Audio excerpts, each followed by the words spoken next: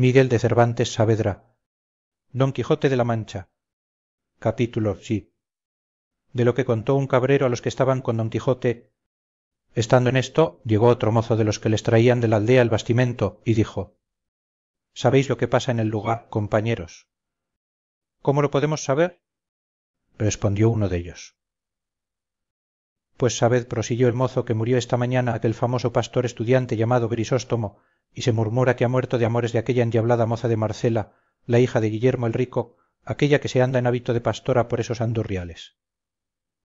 Por Marcela dirás, dijo uno. Por esa, digo, respondió el cabrero. Y es lo bueno, que mandó en su testamento que le enterrasen en el campo como si fuera moro, y que sea al pie de la peña donde está la fuente del Alcornoque, porque según es fama, y él dicen que lo dijo, aquel lugar es a donde él la vio la vez primera. Y también mandó otras cosas, tales que los abades del pueblo dicen que no se han de cumplir, ni es bien que se cumplan, porque parecen de gentiles. A todo lo cual responde aquel gran su amigo Ambrosio, el estudiante, que también se vistió de pastor con él, que se ha de cumplir todo, sin faltar nada, como lo dejó mandado Grisóstomo, y sobre esto anda el pueblo alborotado, mas, a lo que se dice, en fin, se hará lo que Ambrosio y todos los pastores sus amigos quieren, y mañana le vienen a enterrar con gran pompa donde tengo dicho. Y tengo para mí que ha de ser cosa muy de ver, a lo menos, yo no dejaré de ir a verla, si supiese no volver mañana al lugar. Todos haremos lo mesmo, respondieron los cabreros, y echaremos suertes a quien ha de quedar a guardar las cabras de todos. Bien dices, Pedro, dijo uno, aunque no será menester usar de esa diligencia, que yo me quedaré por todos. Y no lo atribuyas a virtud y a poca curiosidad mía, sino a que no me deja andar el garrancho que el otro día me pasó este pie.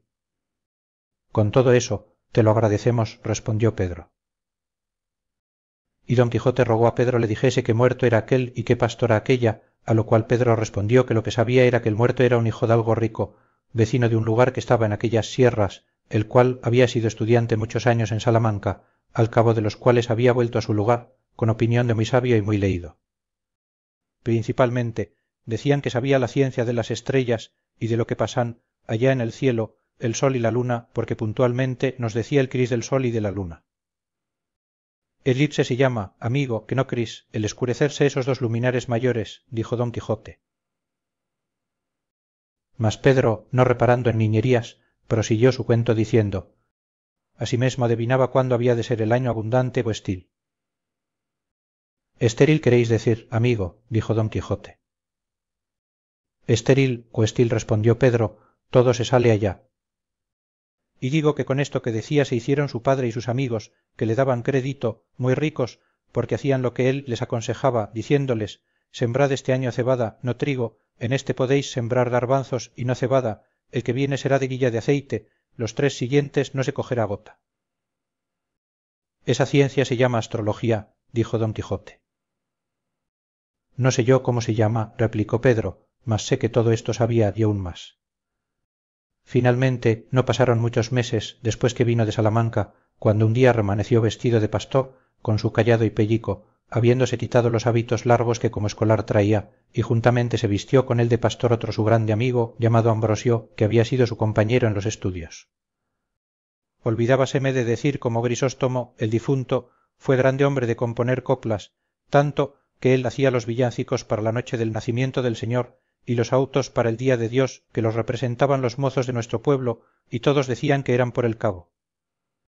Cuando los del lugar vieron tan de improviso vestidos de pastores a los dos escolares, quedaron admirados, y no podían adivinar la causa que les había movido a hacer aquella tan extraña mudanza. Ya en este tiempo era muerto el padre de nuestro Grisóstomo, y él quedó heredado en mucha cantidad de hacienda, así en muebles como en raíces, y en no pequeña cantidad de ganado, mayor y menor, y en gran cantidad de dineros, de todo lo cual quedó el mozo señor de soluto, y en verdad que todo lo merecía, que era muy buen compañero y caritativo y amigo de los buenos, y tenía una cara como una bendición. Después se vino a entender que el haberse mudado de traje no había sido por otra cosa que por andarse por estos despoblados en pos de aquella pastora Marcela que nuestro zagal nombró denantes, de la cual se había enamorado el pobre difunto de Grisóstomo. Y quiéros decir agora, porque es bien que lo sepáis, quién es esta rapaza, quizá, y aun sin quizá, no habréis oído semejante cosa en todos los días de vuestra vida, aunque viváis más años que sarna. Decid, sarra, replicó don Quijote, no pudiendo sufrir el trocar de los vocablos del cabrero. harto vive la sarna respondió Pedro, y si es, señor, que me habéis de andar zahiriendo a cada paso los vocablos, no acabaremos en un año. Perdonad, amigo, dijo don quijote, que por haber tanta diferencia de sarna a sarra os lo dije, pero vos respondistes muy bien, porque vive más sarna que sarra, y proseguid vuestra historia, que no os replicaré más en nada. Digo, pues, señor mío de mi alma, dijo el cabrero, que en nuestra aldea hubo un labrador aún más rico que el padre de Grisóstomo, el cual se llamaba Guillermo, y al cual dio Dios, amén de las muchas y grandes riquezas, una hija, de cuyo parto murió su madre, que fue la más honrada mujer que hubo en todos estos contornos. No parece, sino que ahora la veo con aquella cara que del un cabo tenía el sol y del otro la luna, y sobre todo, hacendosa y amiga de los pobres, por lo que creo que debe de estar su ánima a la hora de ahora gozando de Dios en el otro mundo. De pesar de la muerte de tan buena mujer murió su marido Guillermo, dejando a su hija Marcela, muchacha y rica, en poder de un tío suyo sacerdote y beneficiado en nuestro lugar. Creció la niña con tanta belleza que nos hacía acordar de la de su madre, que la tuvo muy grande, y con todo esto se juzgaba que le había de pasar la de la hija. Y así fue que cuando llegó a edad de 14 a 15 años nadie la miraba que no bendecía a Dios que tan hermosa la había criado, y los más quedaban enamorados y perdidos por ella.